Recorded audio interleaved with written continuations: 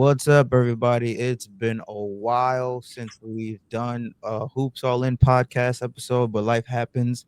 I'm your host, Werls Francois, joined by my co-host Keith Bazin. Keith, man, what's going on? How you doing? I'm not much. I mean, yeah, it's been a while, which sucks because I think at the beginning of the season we said we were going to try and be better with it, but stuff happens.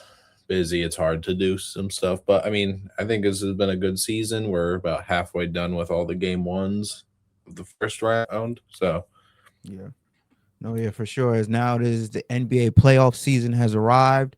We got through March Madness, which was a crazy, crazy time. yeah, it Sorry was. to your Yukon Huskies who were this Yeah, close, but yeah. Michigan Wolverines had other plans.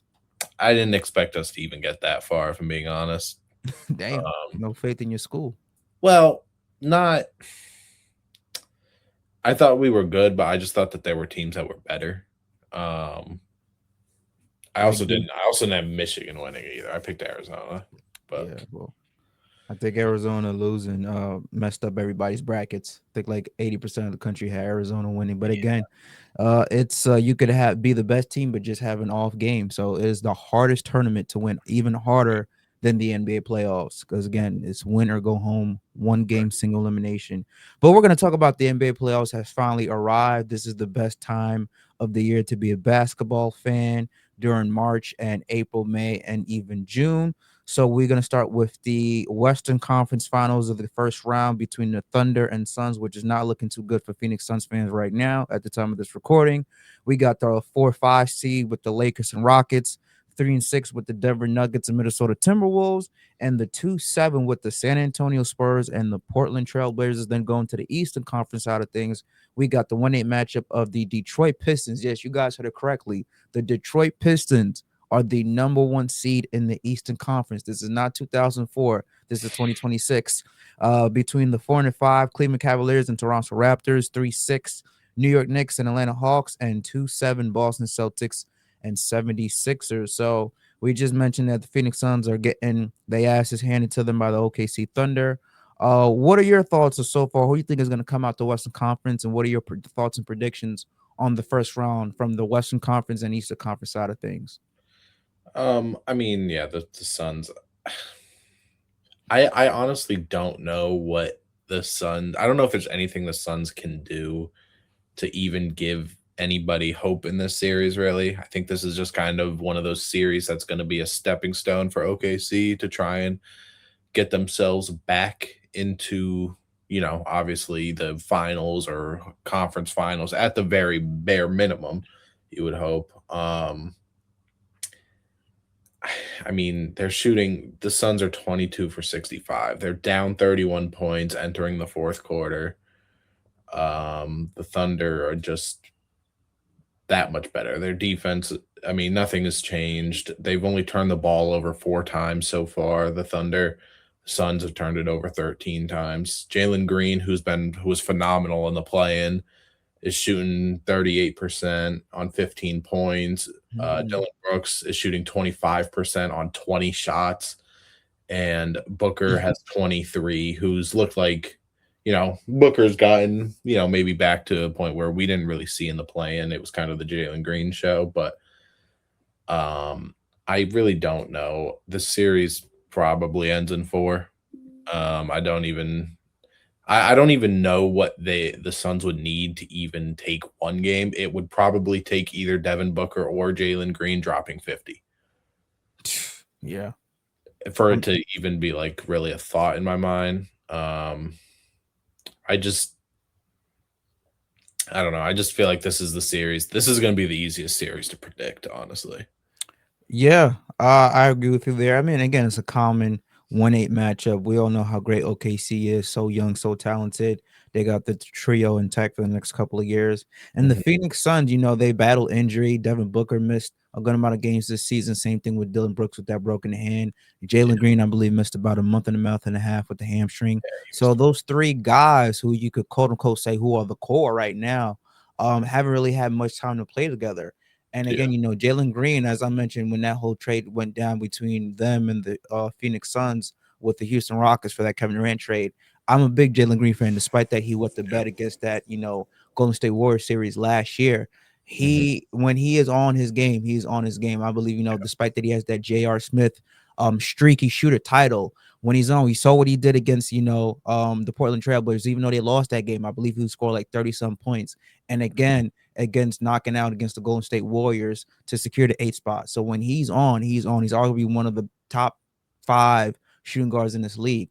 But they're just going up against a defensive juggernaut. We all know what the OKC Thunder represent. As great as they are offense, and you want to call them foul baiters, they are a defensive juggernaut team.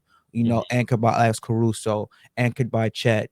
Those two guys right there. So and Lou Dort as well too, who could play linebacker in the NFL because he's such a massive dude. So those guys right there, they just suffocate you on the defensive end, and they're top 5 defense in every single statistical category. So Yeah. I think it's going to be a quick and painless series. I give the Phoenix Suns maybe one game to win, at home in the desert, but that's about it. I think they're going home in 4 or 5 max. Yeah. Yeah. That doesn't surprise me. Well, we can talk about the other game that kind of happened too, another series that I think is going to be one of the, if there are quick series, I think this could be one of them. Philly versus Celtics. I mean, no Joel Embiid. I thought that he was out for the season with the appendectomy, but I guess it's maybe a potential that he could at some point come back. Um, I still don't think he will, but the Celtics won 123-91. I believe it was the biggest game one score differential in for Celtics history. I will say, for a man who came back only about a month ago, Tatum had basically as perfect of a first quarter and honestly first half as you could ask. Yeah. I think he had 21, like 8 and 5. He ended the game with 25, 11 and 7. Um, but the thing that I really noticed with this series is that obviously this is the first season where the Celtics quote unquote tore it down, right? Getting rid of Drew, getting rid of Porzingis, Horford, Cornette, everything like that. The Celtics centers fouled a ton in this game. Keita had 5 fouls, who's been really good. Um, Luka Garza had 2 quick ones, and then Vucevic, who that was a horrible trade. I think the Simons for Vucevic thing, because basically Luka Garza has just been better, and we got Luka Garza for nothing in the off season.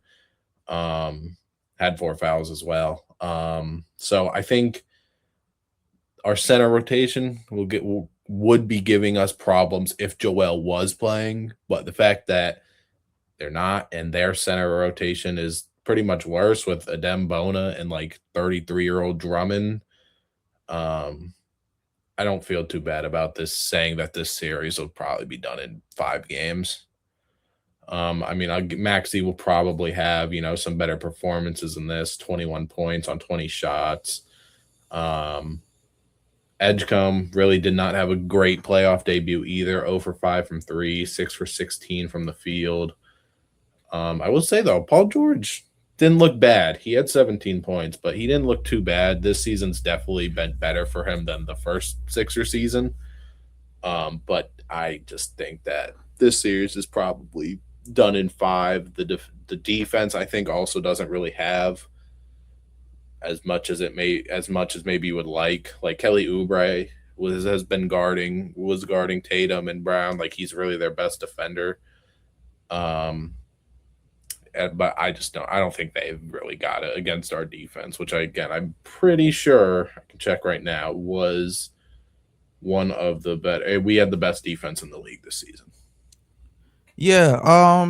You mentioned when Joel Embiid is healthy. We heard that so many times now. That's been the stigma Right. throughout his career. I think somewhere I read a stat somewhere in like March 15th, last month or so. Joel Embiid has played the same amount of games he has missed, about 485 games missed compared to 485 games he has played. It's So this less. guy is he's just an injury bug. And Philadelphia 76ers, I believe they invested an extra 160 or 200 some $1 million. They invested a max contract to this guy, and his knees can't hold up. And it's a shame because he was a former league MVP. A lot of people saying he was going to be the next man up to take the crown as the league's best player. and that just hasn't happened. Injuries have kind of robbed him to seeing his full potential.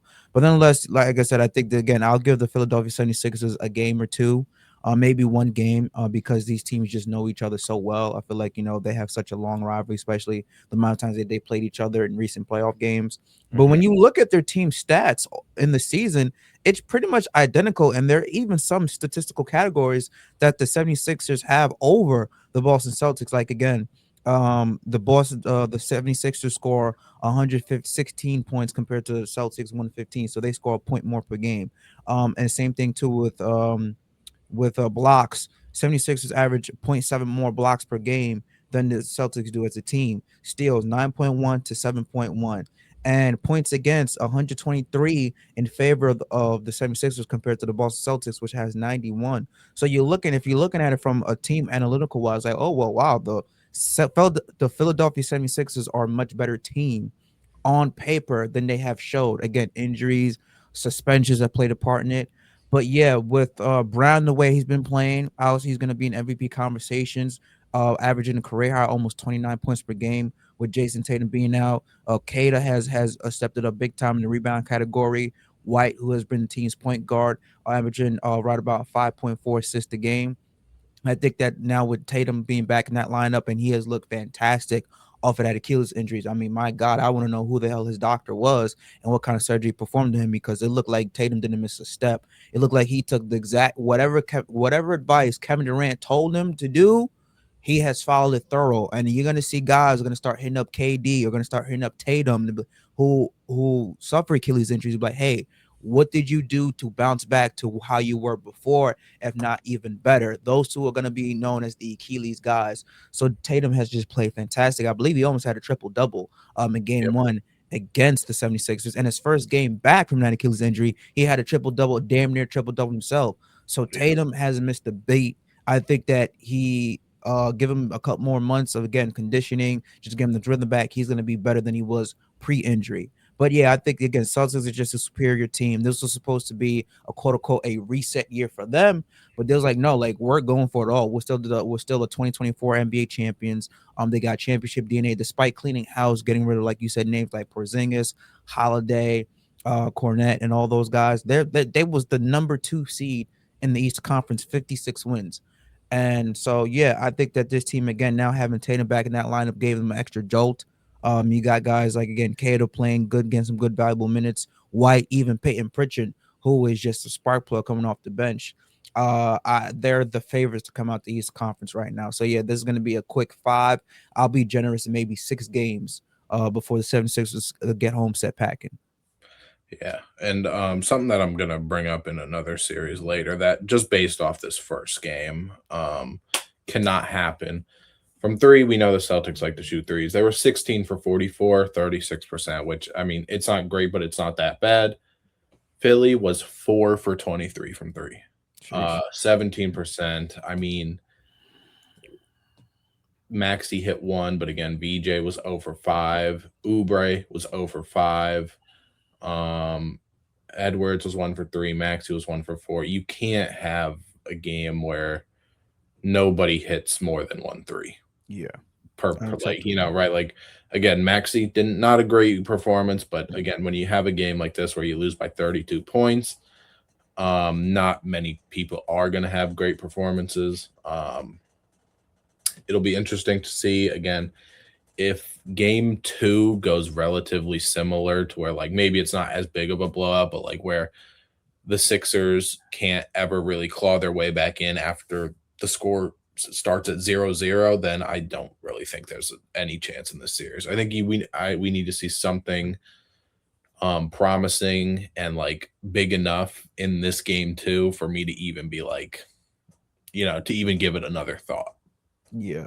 And just again, since you're talking about game one stats, um, I want to know really what has happened. Obviously, they had a bad shooting night. Maxi cannot shoot an 8 20 from the field. Your two best guards, Edgecombe and Maxi, who they like to call VJ Maxi, which is the new nickname out in Philadelphia. They can't shoot 8 of 20 from the field and 6 of 16 from the field, minus 26 plus minus and minus 29 plus minus. Those guys obviously have got to play better. The guy who had the best plus minus, who was in the starting lineup, was like you mentioned, Paul George, who had 17 points, 4-8 from the field.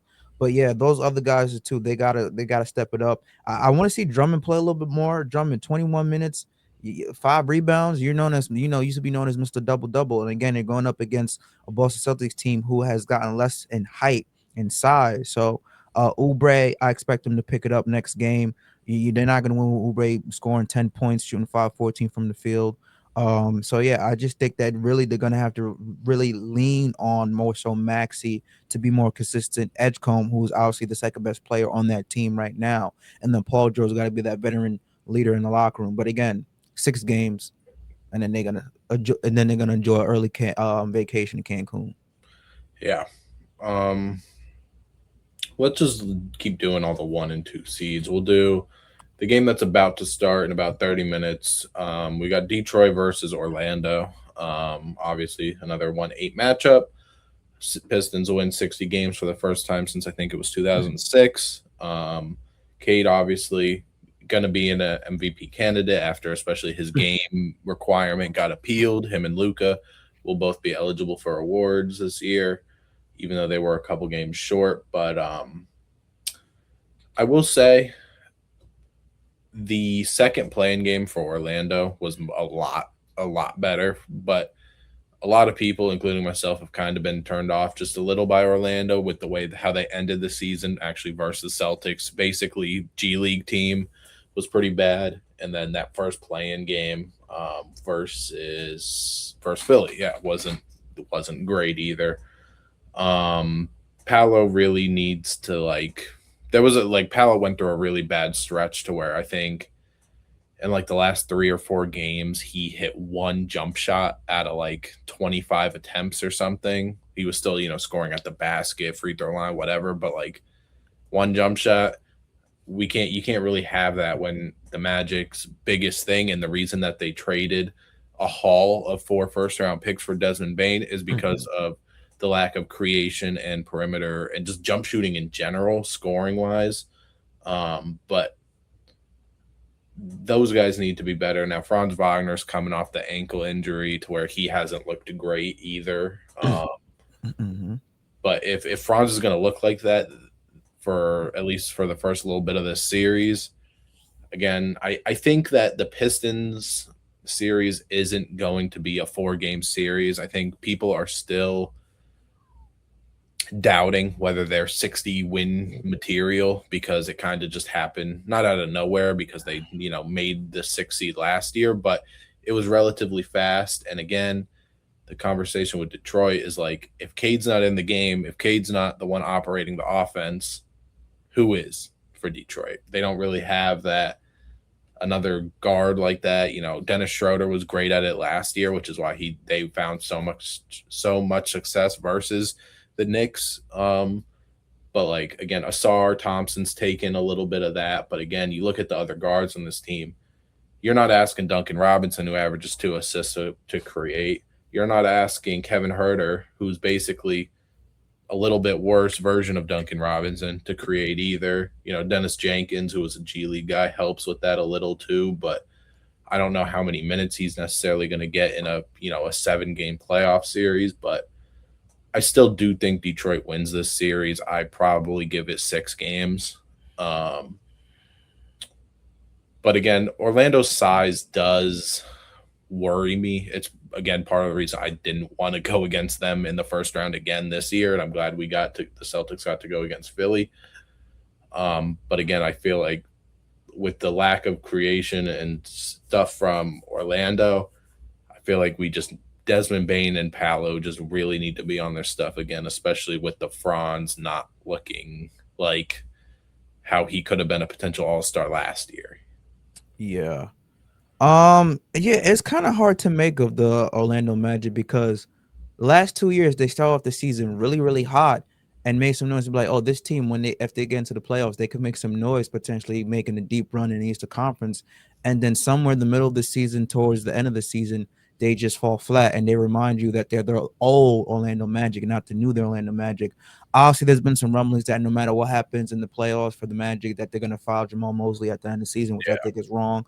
But again, that's the name and game of the NBA. Palo, kind of been disappointed in Palo Carroll, like you just mentioned again, against, the Hornets played really good, but against 76ers, to end season, he is gonna have to get a title of a streaky shooter. I mean, some nights he'll go 7 of 22, then he'll go 9 of 18, then he'll go like 7 of 30. And that's a 250, $287 million man that you invested your entire future, your franchise in. And you expect him to take that next jump because he was showing signs of being of why he was that number one overall pick. Just so far, a little bit inconsistent, but again, he's young. Well, he's like 23 years old. But Yeah. $287 million, you expect that man to step up. Again, I don't know what to really make of the Orlando Magic roster because, like you mentioned, did a trade at a haul for Desmond Bain, thinking that was going to get him over the hump, and it got him to the A seed. You know what I mean? Last year they were a better team than they were this year. A lot of people could suspect. So I don't know. Going back with the Detroit Pistons again, how this team has won over 60 games. I wouldn't say it was a shot because we saw the trajectory was going this way, but for them to do it that quick and had Cade be, top five, to be a top three name in every conversation just goes to show you that JB Bickerstaff is going to be coach of the year. I think if he's not coaching the year, obviously criminal. But this team again is feisty defensively. They kind of give you some old semblance of the bad boy Pistons, obviously with Beef Stowe and Jalen Duran down in the paint. And then I like their leadership, with Tobias Harris being a veteran leader in the locker room, even though, uh um what's his name from the Miami Heat, Duncan Robinson, even though he's kind of like fell off after that signing that 5 year, $90 million contract, he is still a voice in that locker room. He knows what it's like to play in big playoff minutes coming from that Heat culture. And Kevin Hurt again, 3-point shooter specialist finesse. But yeah, this team, the Pistons roster, I think they're good enough. Their ceiling is a conference final. I think that they just need a little bit more to be Yeah. considered a true championship team. But yeah, with this Pistons, I think that this will probably go five. I think I'll give Orlando a win at home when they go back down to Florida.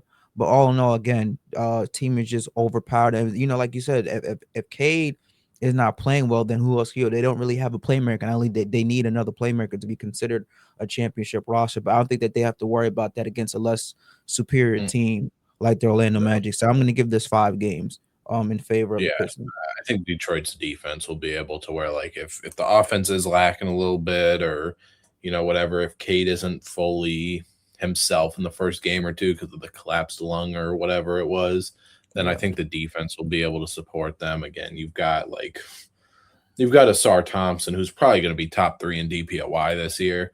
Yeah. He led the league in steals. Ron Holland is he's like the junior version, I guess, if you will, of a Thompson, one of the Thompson twins, as just like a freak athlete, a good defender, doesn't really shoot the ball too much. So, and again, Tobias Harris, Duran's got size. The jump Duran's taken, I think they'll be able to make it work. Um, but yeah, all right, let's go to the last 2-7 matchup. Two teams that haven't been in the playoffs in quite a few years. The San Antonio Spurs versus the Portland Trailblazers. Portland obviously beat out Phoenix in the first game to get the 7 seed to go against the Spurs. Where again a lot of anticipation behind this one, Mhm. behind Victor Wembanyama's playoff debut. Kind of hate that it's at 9 p.m. on a Sunday night for us East Coasters, but still, I think that every year there's teams like this where they make the jump, they make the thing, and I mean, I kind of just said it with Detroit, but like the a lot of people don't trust experience. I think that this Spurs team is one of the teams where experience isn't going to hinder them too much. I think to start off, it will. Like maybe these first couple games, like tonight, all the way up, maybe even this whole first series will, you'll see some moments. But like, again, you've got De'Aaron Fox, who's played in at least a playoff series before and took the Warriors to 7 in the whole light the beam year. You've got Harrison Barnes, who's a champion. You've got, they are still a relatively young team. Luke Cornett, who obviously won with the Celtics 2 years ago. But then again, you look at the defense, like, again, obviously between having the best defensive player in the world.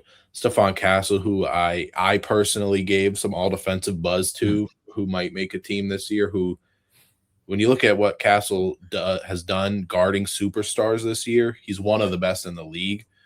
And he's taken a jump to where he's at 17 points, 5 rebounds, and 7.5 assists. Like Keldon Yeah. Johnson, my sixth man of the year. Mhm. Champagny, who made the most threes in Spurs history in a season. Devin Vassell, who's a guy that could drop 20 any night if someone, needs to pick up the scoring. Dylan Harper, who will be all rookie first team. Like, there's just so many names that I think that even if, um, even if Stephon Castle isn't having a good scoring night, you might get a 6 3-pointer made game from Julian Champagny. You know, if, Mhm. um, Mhm. you know, if Victor Wembanyama is still doing his stuff defensively, but maybe he's only not doing as much offensively. You've got De'Aaron Fox, who's a guy that has averaged 25 plus points in a game this season. And again, going against the Portland Trailblazers, who is a also very young team outside of the couple like Drew Holidays and Jeremy Grants of the world. I mean, I'm looking at this team between Denny, Klingon, Kamara. Drew Holiday has a lot of playoff experience, of course. Jeremy Grant doesn't have a lot of playoff experience. Shaden Sharp doesn't have any. Robert Williams obviously has some early on with the Celtics. Scoot Henderson doesn't. They're very young teams, and I think this is kind of the best case scenario for the Spurs to where, like, again, you don't have to worry too much about the youth because the team they're going against hasn't been in the playoffs since 2019 or something. Um, Mm. so I ultimately think that again, this is another series. I will probably say Spurs in five. Um, I wonder who honestly is going to guard Wemby this series because most of the problem with guarding Wemby is you can't put a center on him because he's too Mm. slow. And then you put wings. Most teams put big wings on him, but then again, a big wing is only like what, maybe 6'8", 6'9" max. And obviously Wemby still got a good half foot over you and it can move as fast as one of those wings, but he's got the size of obviously the tallest player in the league. Klingon obviously is not a guy that can play 38, 40 minutes every single game in this series. But again, what I just said, the forwards aren't really, they're forwards at the end of the day. And who knows, Wemby might just destroy them. Who knows? But I'm going to say San Antonio in 5 games. Yeah, again, a lot of it has been made about the San Antonio Spurs' lack of playoff experience because this roster is completely different, obviously, from the 14 championship roster. Wemby's first playoff, Castle first playoff, Harper and those guys first playoff. Same thing could be said. Obviously, same thing will be said for the Portland Trailblazers. None of those guys outside of Drew Holiday, who has had a deep playoff run. Obviously, you talk about that guy Denny, who just went scorched earth on the Phoenix Suns Mhm. to secure that seventh spot. I think he had like 41 points, and he was All Star this year. Watch out for him. He has clearly taken the mantle as the team's best player and possibly face the franchise for the Trailblazers. But yeah, we just mentioned Wemby is a mismatch nightmare because Denny going 1-on-1 against Victor Wembanyama. Victor Wembanyama is going to have his breakfast, lunch, and dinner for him. That's just a one-on-one mismatch. And so thing is, are they going to be able to double team Wemby? Now, if you double team Wemby, you leave guys like, Harrison Barnes who can knock down a three, Stephon Castle, who has slowly improved his 3-point shooting and spacing, and stuff like that. Again, Dylan Harper, see what he's going to do in his first playoff run as a rookie. So I think, again, being coached by a Greg Popovich seed, I believe Mitch Johnson. Also, man, shout out to Greg Popovich. Hopefully he gets well soon. There was a video of him going to the Yep. walking into the San Antonio Spurs practice, and he just does not look well. Father Time catches up to everybody, but obviously he has some health issues. So praying for you, Greg Popovich. But yeah, he's from the Greg Popovich tree. When you see him coaching, there is nothing that rattles him. They could be down by 15 or up by 15, down by 30, up by 30.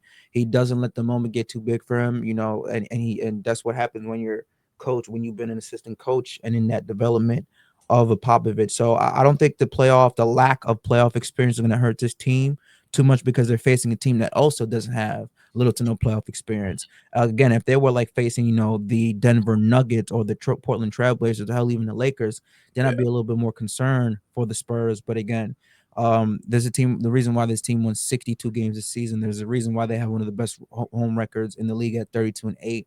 I think you mentioned, like you just said, um, series going to be over in 5. I think Wemby's going to have his way. I think you're going to see Stephon Castle have his way against two. Again, it's going to be a tough matchup against Drew Holiday, but Castle has really taken that mantle. And you look for guys like Harrison Barnes to kind of really coach them up to be that second coach on the court with these guys who haven't been in the bright lights, haven't been in big moments like the playoffs. But yeah, 5, 6 games. It's not even 6, 5 games max for this series. Yeah, and I really think Portland is really going to need to rely on somebody other than Denny, because Denny is a guy that I question how on if he's really going to look that good in this series, because Denny is obviously a guy that loves getting to the basket. Yes. He You won't have absolutely that loves it. ability with Wemby clogging the paint. Right. He loves, he gets to the free throw line. He does shoot six threes a game, but he's shooting 31% on that. I don't think that in a playoff series they're really going to worry if Denny Avdia's taking 7 threes in a game. If they legitimately might just gap up on him, they might play back more than like what you would in the regular season, because again, you also don't want to necessarily have Wemby drawn out of the paint, right? Like Klingon can hit some threes. He's gotten better with it over his short career and stuff. But again, when Klingon's not in the game, Robert Williams isn't shooting threes. I don't even know who else they necessarily play down. If like God forbid if Robert Williams gets hurt at some point in this series, which is a possibility, who are they putting at center when Klingon's not on the court? I really don't know. And again, hopefully they just can't let Wemby be drawn out of the paint, which I think is what we're obviously going to see Portland try to do. But then again, they're probably just going to put Wemby on whoever the worst shooter is and just let him roam around the court. Because you're telling me someone from Portland's got to try and get to the basket or try and isolate and get by his man, but Wemby's running around the court. You don't necessarily know where he's at. I just don't. I worry about the Blazers' offense in this game or in this series. Yeah, that definitely is gonna have to be like one of their game plans because again, they don't like you look at their other centers like Luke Cornett and I believe Mason Plum if he's still on the team. You're gonna be like, hey guys, all right, so are those guys really defensive anchors? And they really haven't played much, I believe, little to much in the entire season. So that's gonna be the game plan. But again, looking at what the Spurs do defensively, you got guys like Kendall Johnson, who as we seen him play a little bit of the 3 and the 4. Joel Champagne, who's 6'7", could play a little bit of the 4. And if they start like Bismack Biyombo too. We gotta remember Bismack Biyombo, he could be a defensive terror when he's on his game. So again, only 33 years old. If that was the case, but I think that still wouldn't be enough because, like you just mentioned, their offense outside of Denny, who else can they really go to? Holiday is not that offensive minded point guard that's going to get you 25. Like this isn't Drew Holiday, the Milwaukee Bucks. Dame is obviously not playing, still recovering from that 20 Achilles. Who else? You have Rob Williams, who's also not a defensive minded. Scoot Anderson, I don't know what is going on with him. There's Mm-hmm. been some games where he shows to be the second overall pick, Yeah, and then he just looks like it's like this guy belongs in the G League. So who knows? Do you also count on Shaden Sharp to do that? Jeremy Grant? I don't know, but yeah, and overall, like I said again, offense is not going to be their strong suit. yeah, yeah. Again, a lot of these 1-2 series, I just don't have a whole lot of faith in. But let's go to the games from last night, the series from last night. We've got the first game of the night was the Cavs versus the Raptors.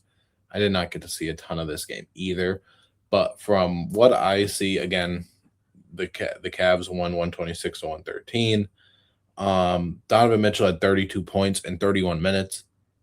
If they're going to be able to win this series, and again, I don't know. Yeah, Cavs never had a lead past 2 minutes left in the first quarter to where Mitchell can have 32 points and only have to play 31 minutes. He's not playing 38, 40, 42 minutes like a lot of stars will in the playoffs. I think that's a good sign. Again, Harden also had 22 and 10. Max Strus had 24 points in 24 minutes. Um, Mitchell, I believe it's been nine. What is it?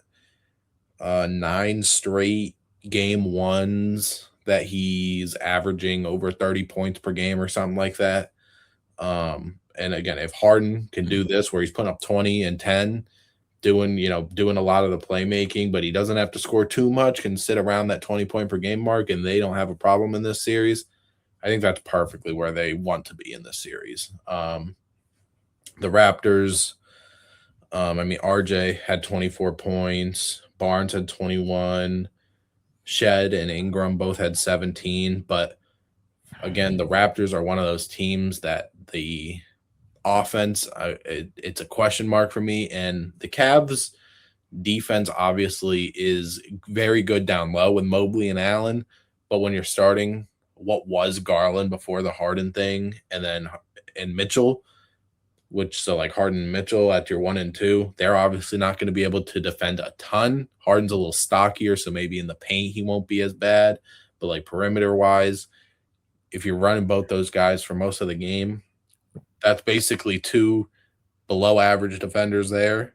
And if the Raptors can't score in this series, then I don't really know what series they're gonna necessarily be able to score in. And again, in a series where you need offense, Ingram went 0 for 1 from the field in the entire second half. He had all 17 of his points, I believe, in the first half. Um, no, he didn't. He had four free throws in the third quarter, but 0 for 1 from the field when this again is a team that you need offense. I don't care if you miss. It's the playoffs. You have to shoot shots. You have to shoot shots. And again, for a team where like they don't have great 3-point creation, they were 13 for 27, which isn't horrible. It's 48%. The Cavs are 16 for 32, so that was basically like a wash there. But 71 shots for the Raptors to the 81 from the Cavs. You can't have Ingram can't play again. However many minutes he played 16 minutes in the second half, and you shoot one shot. You can't do that. Yeah, looking at game one, if Colin Murray Boyles, who was their first round pick this year, is going to be the best player, this is going to be a quick and easy series for the Toronto Raptors. I think he had 14, 7, 8 from the field and 4 rebounds. Again, Brandon Ingram, you talk about 0-1 from 3. And Scotty Barnes, which I don't know what was going on with him, 6 of 14 from the field, 21 points. If those two guys are not knocking down shots, then they're not gonna win. And also too, I think you gotta remember, I believe their point guard quickly is out, has been battling that hamstring injury. So he's a game time decision. He didn't play in game one, I believe, and he's a game time decision for game two. And Mhm. you look again, the Toronto Raptors, they're better than their record shows. You talk about young, talented, they got scores, they got defenders from Barnes to Ingram to Paletti to Barrett to quickly when he's playing. You know what I mean? Again, you got bright future for the guy Colin Murray Boyles. But I feel like this team is just still trying to figure out all the pieces because when if Scotty Barnes is playing great, Ingram takes a back seat. If is playing great, Barnes takes a back seat. If Barrett is playing great, then those two guys again kind of take it. So it's like there's not enough basketballs for all those three guys who are ball dominant guards to kind of play together and sync. Obviously, there's been rumors and reports about them looking at offload Barrett during the trade deadline. That didn't happen. Obviously, they just acquired Ingram last year's trade deadline. So this team again, I think they're still very guard heavy. When you have 4 guards who all need the ball in their hands to be effective, and kind of thin at the 4 or 5 position. But you're looking at the Cleveland Cavaliers again. This is probably going to be one of their best years to make the NBA Finals. Obviously, they have the Celtics in their way and the Knicks, but those are really and again the Raptors, not the Raptors, the Pistons to in their way. Mhm. But you know, Harden only getting older. Probably give him a couple more years left in this league. Mitchell again in the prime of his career, 28 points per game this season. Mobley and Allen. I want to know, what are they going to eventually still keep that two-headed monster down in the paint? Obviously again, there's been some, I want to say rumors, but hey, for this team to take that next step to get another big time playmaker or big time name, would you have to get rid of one of them?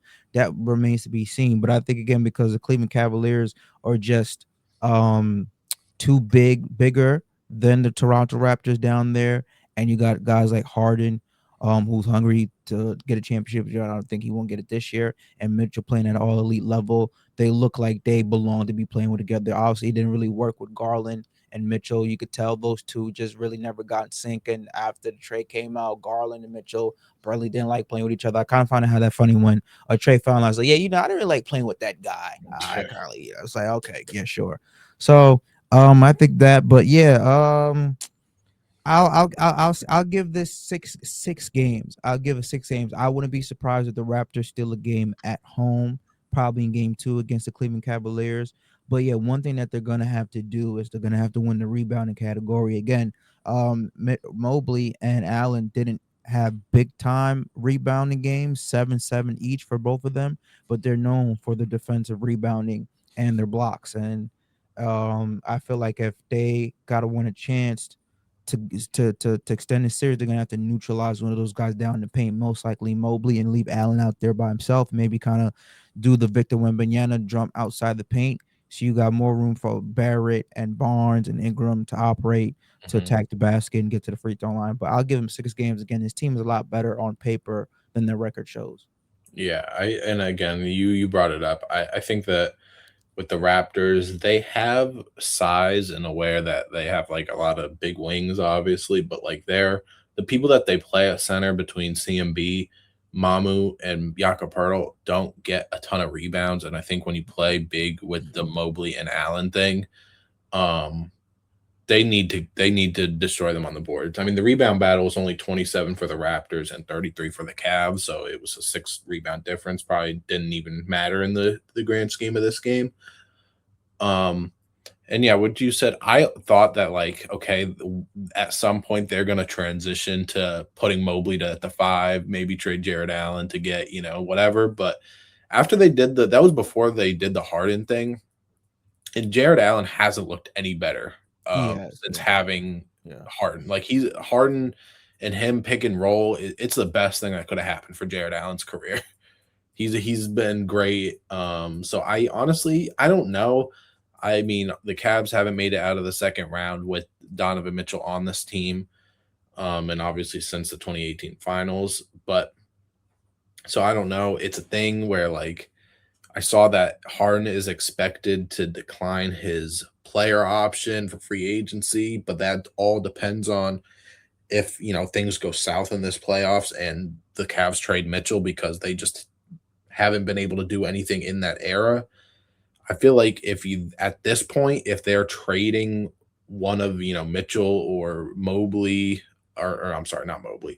I think Mobley would be the one person they would keep. I think if you're trading one of them, you're pretty much going to be tearing it down or retooling, because again, numerous times of losing in the first and second round. Again, Mitchell, I think, has been here. I think this will be his 4th season here.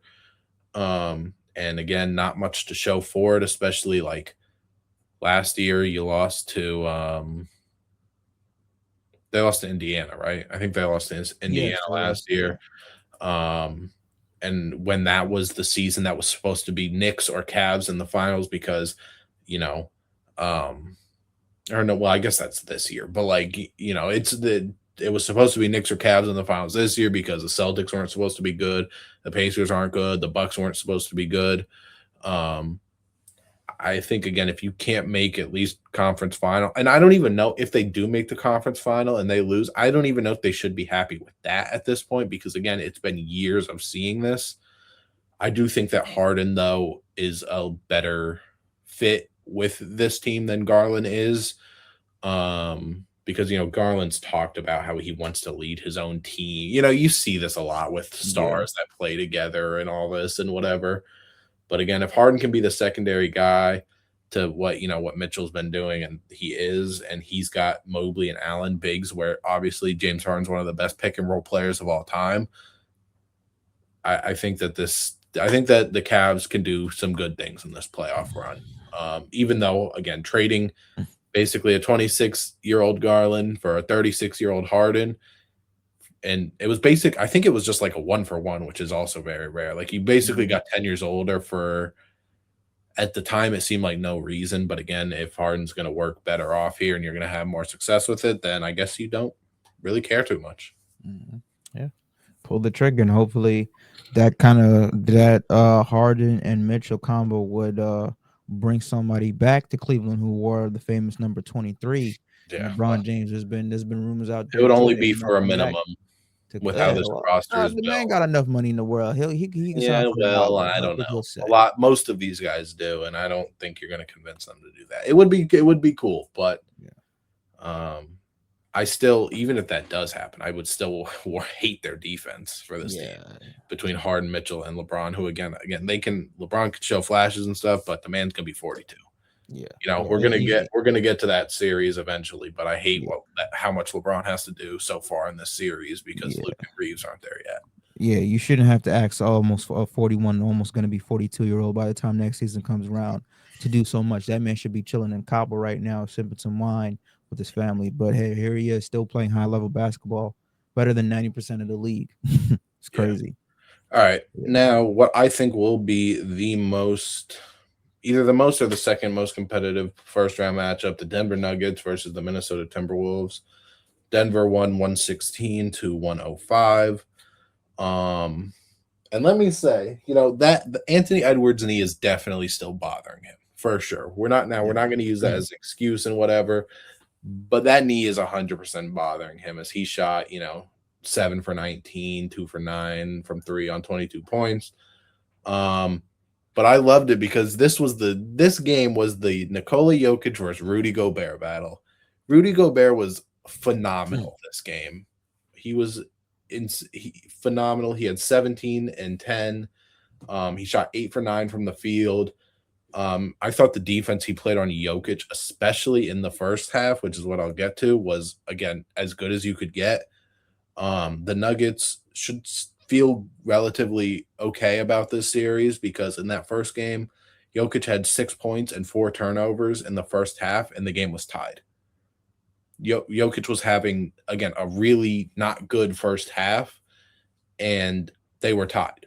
While Anthony Edwards was again hasn't wasn't perfect, but and I guess there's some counter argument to that. Like, okay, Jokic wasn't great, but neither were the Timberwolves.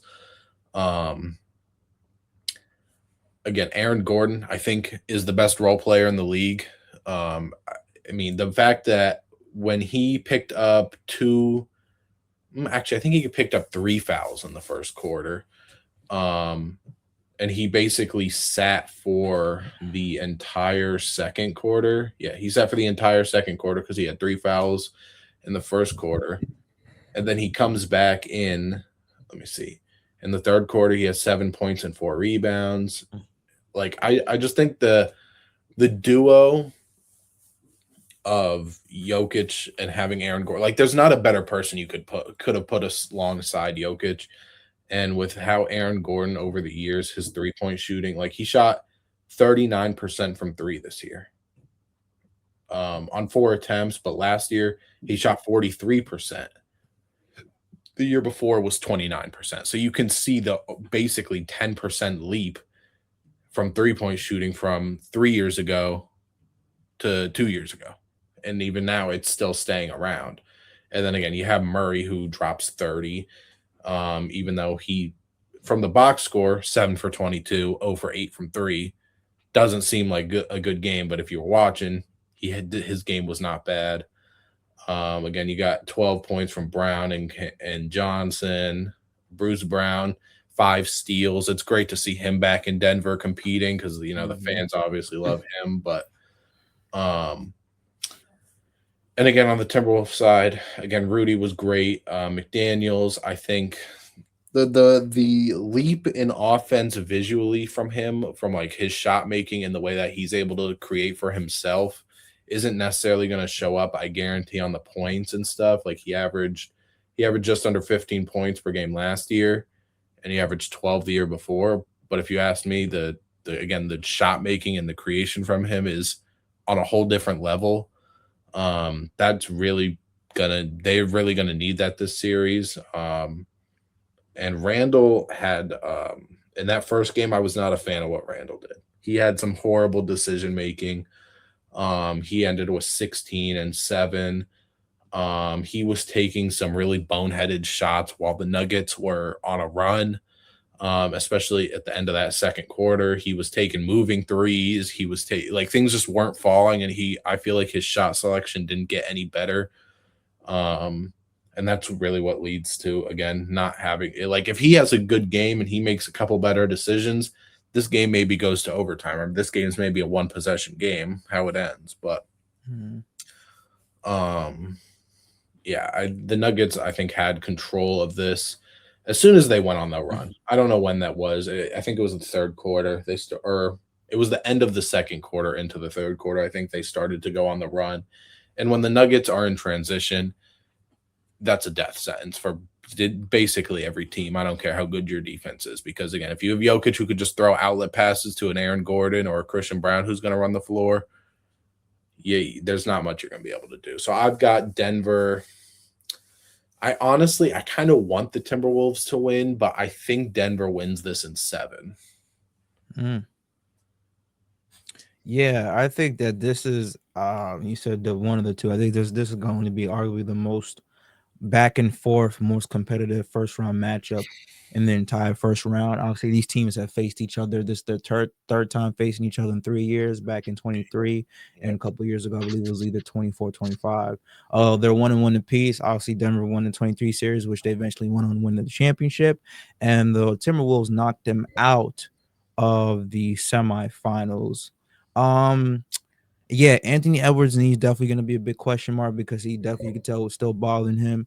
But with the Nuggets, man, Jokic is just a triple double machine. As I mentioned, he started off the first half very slow, 6 points, but he finished with a 25 point, 13 rebound, 11 triple double, even a bloody nose as well too. And Denver has came into this series very hot.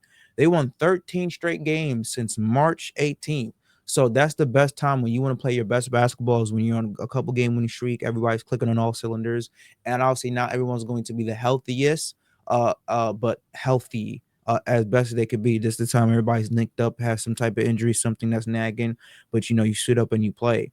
Mm-hmm. With the Minnesota Timberwolves side of things, though, with Ant-Man kind of battling that injury, I want to see Julius Randle step up. Yeah, we were Marvin and glory how great Rudy Gobert is. A double-double, 17-10 against Jokic in game one. I'll do, but you expect Rudy Gobert to keep doing that this entire series? No. I mean, he might have another game or two of that, but that's not his MO. The guy that they got to lean on, I want to see Julius Randle step up again. They traded Karl Anthony Towns for you. They say that you're the second best player. The Minnesota Timberwolves literally said, "Hey, we don't think we can win with this duo of Cat, a guy who they drafted number one in 2015, and Ant-Man. So they chose you to be the second best player. You got to step up, especially with your number one hobble. 0 of 3, you got to make a three-pointer, and you got to be more efficient from the field, and you got to get more seven. You got to get more 7 rebounds. Julius Randle is a legit walking double-double, and he even said they asked him, "Hey, how do you expect to defend Jokic?" He said, "Talk to God." I was just like, there's obviously Yeah. nothing really we can do, but you got to talk to God because this guy's just going to get to his sweet spot. Whatever they did in the first half, they kind of seemed to either get away from it the second half or the Denver Nuggets figured it out and just got Jokic right back in the ball game. But yeah, Jaden McDaniels as well too. He's gonna be an unsung hero. I want to see him get more to that 20 points mark because he is a good 15 a night scorer. And Dante DiVincenzo, man, I don't know if he just don't like being in Minnesota. Does he miss New York? But again, streaky, Jalen Green streaky, hot cold.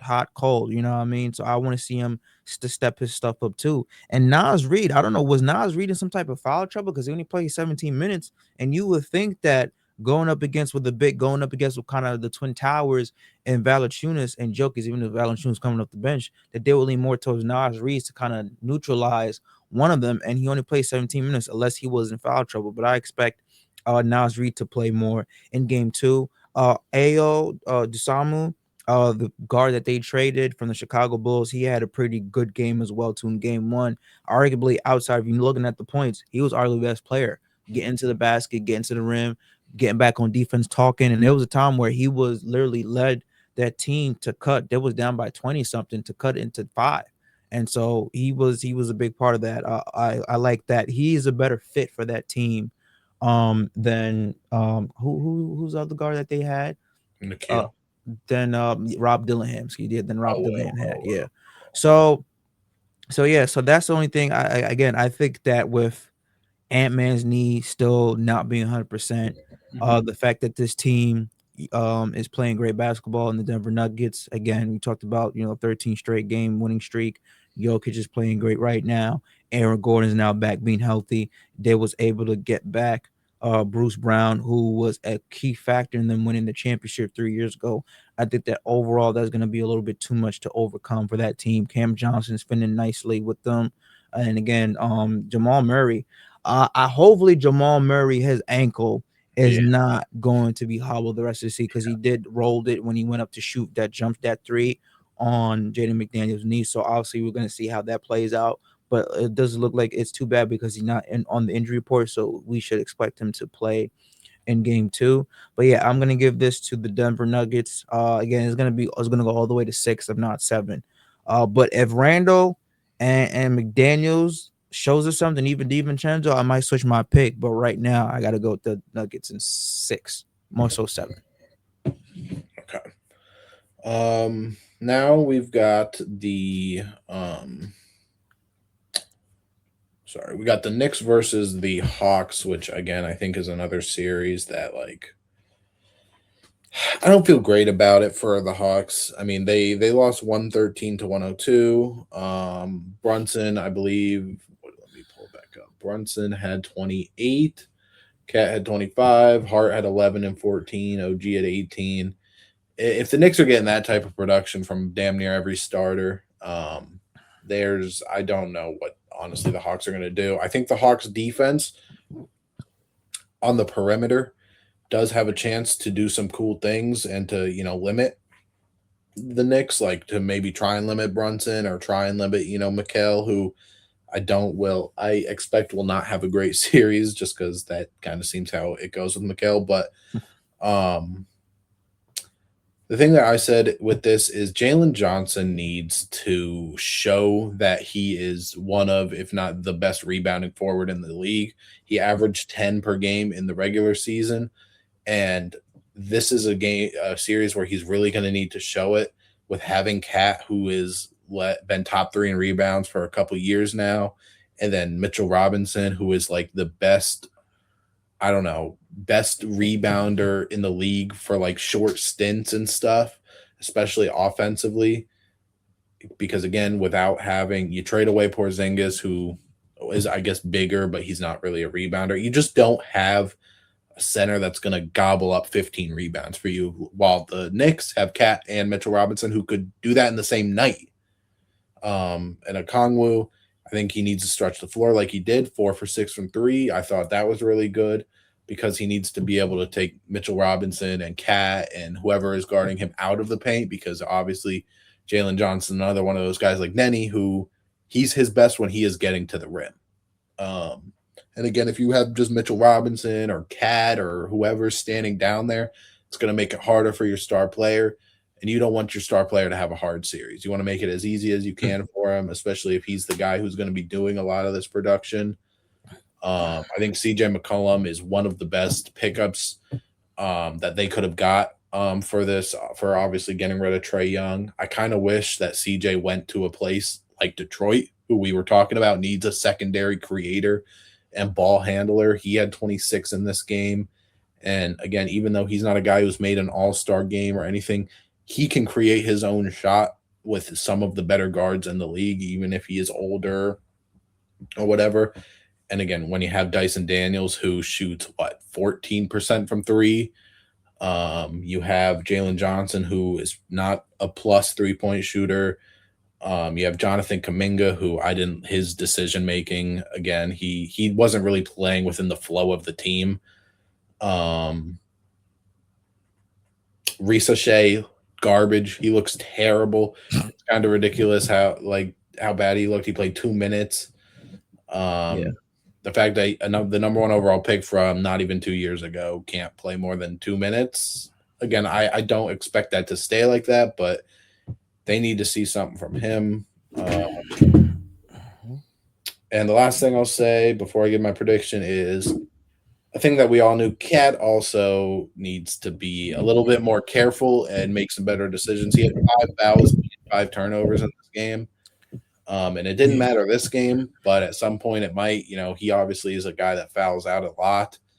Um, and again, I don't really think that you want your center turning the ball over 5 times. Now, granted, when he's one of your highest usage players, it's maybe a little okay, but again, Atlanta's a team that's gonna force steals with Dyson Daniels, Nikhil Alexander Walker, um, you know, and you just got to take better care of the ball.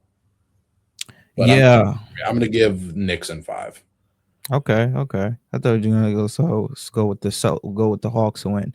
Yeah, in this game, like I said, Cat was definitely, we talk about Cat, he was definitely on one. Almost had a double double 25, 8. I believe second half, he just went berserk and got that Madison Square Guard rocking. But you did mention again 5 turnovers. I do not want my big man having 5 turnovers and 5 quick fouls. That's always been, his stigma around his career is that he picks up so many quick fouls that he doesn't have to, playing defense with his hands and not his feet. Also, you already know what you're gonna get from Jalen Brunson in this entire series. 28 5 for him. OG had a pretty good game as well too. I think he's gonna be an X factor. 18, 2 of 3, got a steal as well too. Gonna be defensive pest. So he's gonna pretty much fill in what Mikael Bridges is gonna not give you in this series. But yeah, overall, with the Atlanta Hawks, you know, Okongu, he played a pretty good game, which I was kind of surprised. I thought that the numbers Okongu had, Kuminga would have. Kuminga didn't necessarily play great. 27 minutes, 8 points, 3 of 2 from the field, didn't make a single three. So I'll hopefully Kaminga kind of bounces back as well too. I think that if he played great, might be looking at a different outcome in game one, because the Hawks, it looked like, it was a blowout and the Hawks were slowly staying around, coming back in, coming back in. But yeah, Jalen Johnson, as you mentioned, he's definitely has to show why he was the one of the league's best rebounding forwards. Obviously, he was 3 rebounds shy of averaging 10 was usual. McCullough had a great game. I think he's going to be another X factor for the series for the Hawks. I think that this is going to go 6. But yeah, I think ultimately the Knicks are gonna, with the combination of Cat and Brunson and even OG plays, and even Josh Hart too as well. Josh Hart is kind of like that energy booster for this team. I'm kind of surprised that Jose Alvarado and Shohan did not play. That was a DNP coach's decision by Mike Brown. Obviously, in the playoffs, coaches shrink their rotations a little bit. But considering Alvarado, when he got traded from the Pelicans to the Knicks, was just scorching hot for that team, especially in the defensive end, became a quick fan favorite on the level of Josh Hart. That he didn't play in game one, concerning, I believe, you could have used a little bit of his defensive prowess and defensive peskiness. But I guess maybe this is in the series where his service is going to be needed. But nonetheless, I think, it wouldn't matter. I think it'll probably matter in the next round when they face. But yeah, I'm gonna give this Knicks in 6. Yeah, well, that makes sense. Again, I think this series is either going to be a.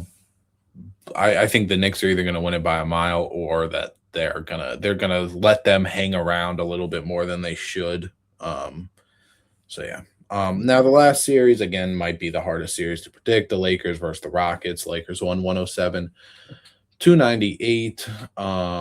Obviously no Luca, no Reeves in this one. We got the pretty much last minute report that Kevin Durant would be sitting out in this one, and that's not good. The Rockets need to win as many games as early on as they can before we get that tweet that Luka Doncic is coming back, because it is going to happen at some point in this series, most likely. I don't know what Reeves' timetable necessarily is, but Mhm. and the Rockets we know have a horribly hard time scoring if Kevin Durant's not the one doing it. Yeah. Unless Sengun is having one of those crazy like opening night performances like we saw where he's having 40 points and 8 assists and all that, which he absolutely did not do today. It's hard for this team to score. They shot 35 for 93 from the field, 37%, 11 for 33 from three. And again, that just wasn't great. Again, Amen shot 38%, Sengun shot 31%, Jabari shot 35%, Shepard shot 30%. The only one that shot good is Tari Eason, and he went through like a month where he couldn't score the ball. So that's not a great sign. Yeah. I will say though, the Lakers need to step this up though, because as I just said, the Houston Rockets shot 93 shots, and sure they only made 37% of them. The Lakers shot 66 shots. They shot almost 30 shots less and still won this game by 9 points.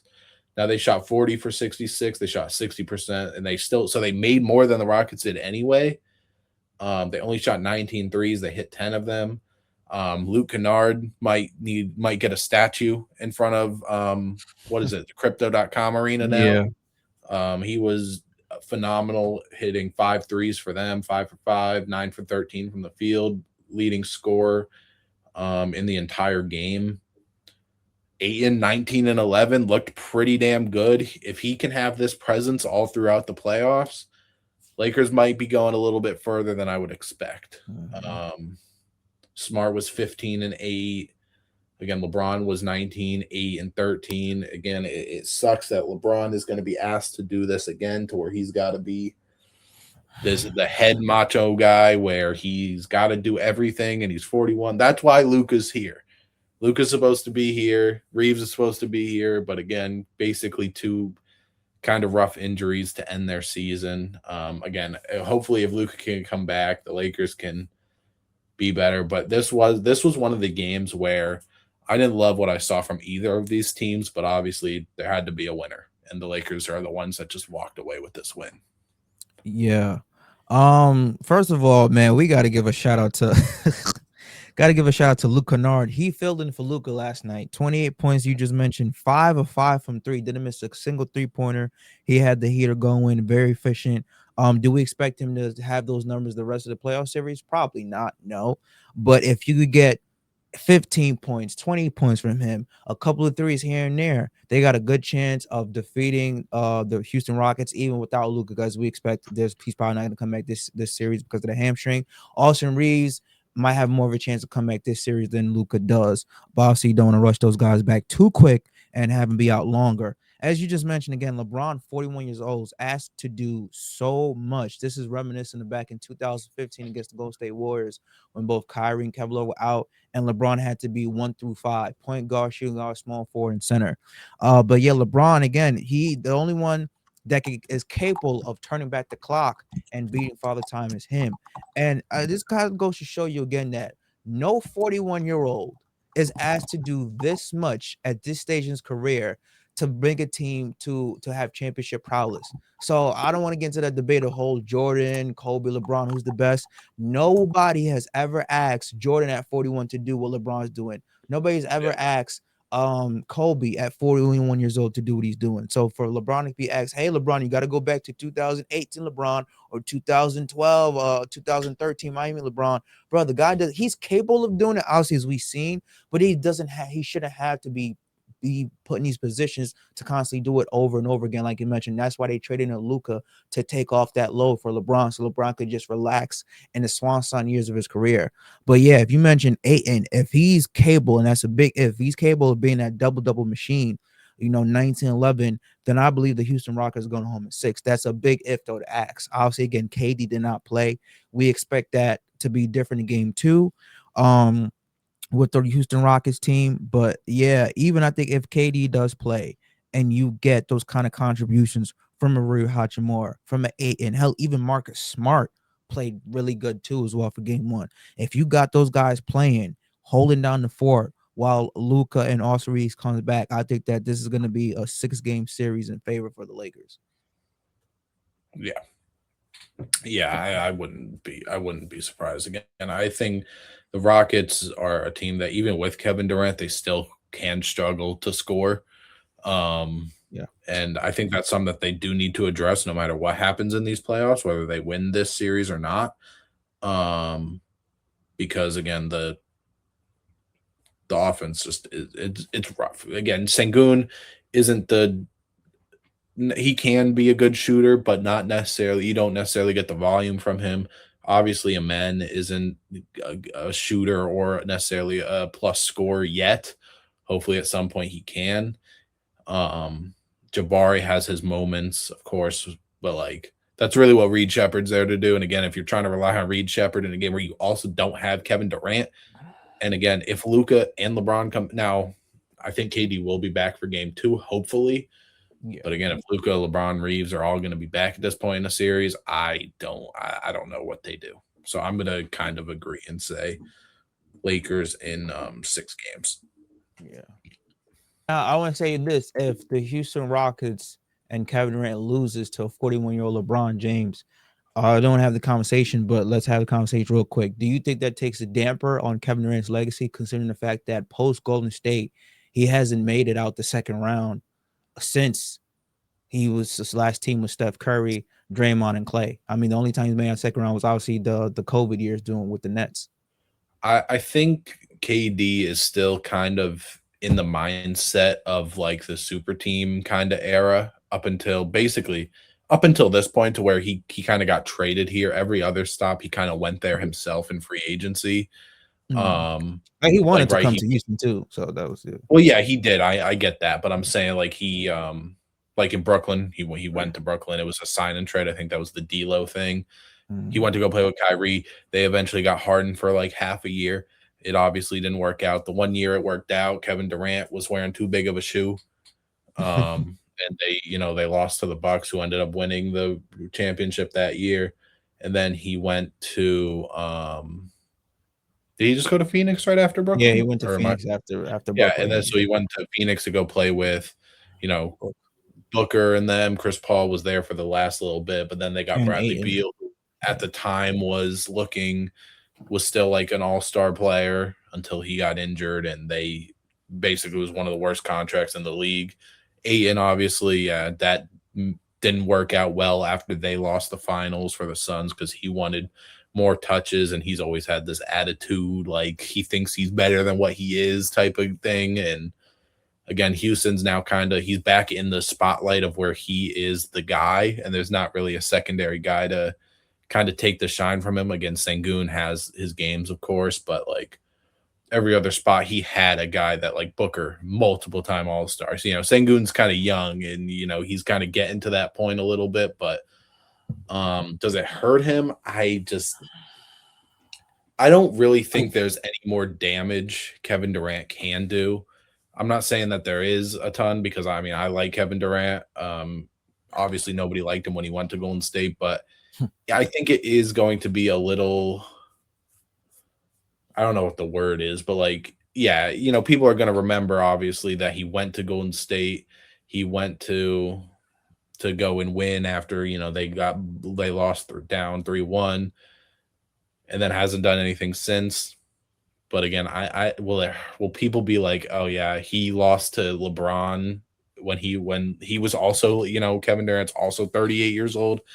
I don't think that's going to have much to do with him. I would love to see KD in another long postseason run, but will it happen? I don't know if Houston's the spot that happens. Unless we see like a men or like unless we see some crazy turnaround or that you get better and they get another guy who can make some shots and help out. I don't know how much this Houston tenure will go. I think it's a good fit. I just don't think it is. It's a good fit for him, I think, but I think the team they still need a little bit more, if that makes sense. Yeah. Okay. I agree. I mean, it definitely will take a little bit more loss because again, he hasn't really done anything since Steph and Golden State. But yeah, because a guy of his caliber was obviously a top 10, top 15 greatest player of all time. Yeah, When you look outside those two championships, it's like, well, what have you done? Like Steph has won before and after him. LeBron has won everywhere he's gone to. Kobe, God rest his soul, has won 5. MJ, like we're comparing KD to the air greatness. He's not just he's a supernova. Like this is one of the greatest players ever to touch a basketball. And for him to have such little to no success post his Golden State Warriors days where he was seen as the arch villain, even probably more hated than LeBron went to Miami, I think definitely, stings in terms of the basketball lore and history of that. But yeah, that always just be a talking point on First Take and ESPN and stuff like that. All right.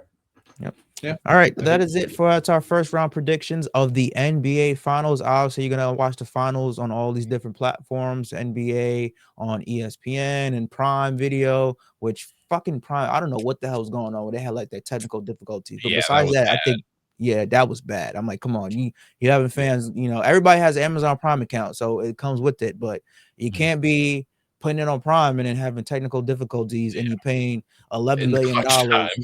Come on, man. Yeah, get your shit together. But NBA Promise did a good job of covering the NBA. So it's kind of nice to see that. And then obviously back on NBC and Peacock. So plenty of platforms and networks to watch the NBA playoff games this time around. So yeah, we're gonna be gluten seed watching it. And then we're gonna come back and talk about our predictions for the second, third round, conference finals and NBA finals. So yeah, this has been another episode of Hoops All In.